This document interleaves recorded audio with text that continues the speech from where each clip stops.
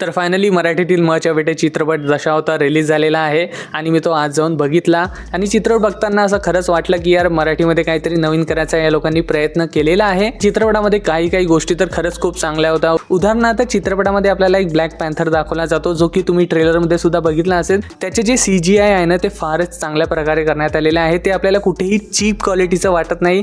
त्यासोबतच दिलीप प्रभावळकर सरांची जी परफॉर्मन्स आहे ना ती तर काबिले तारीफ आहे। म्हणजे या वयात सुद्धा त्यांनी जे ॲक्शन स्टंट्स परफॉर्म केलेले आहे त्यासाठी सलाम आहे त्यांना।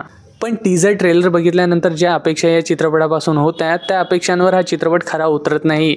आणि मी असं म्हणत नाही आहे की चित्रपट वाईट आहे। As a family drama thriller म्हणून चित्रपट अतिशय चांगला आहे। आणि जर तुम्ही काहीच एक्सपेक्टेशन न ठेवता चित्रपट बघायला जात आहात तर तुम्हाला चित्रपट नक्कीच आवडणार आहे। आणि मी हायली रेकमेंड करेल की तुम्ही हा चित्रपट नक्की बघायला जा। फक्त काही एक्सपेक्टेशन्स ठेवून नको जा। जर ते ठेवून गेलात तर तुमचा अपेक्षाभंग नक्की होणार आहे।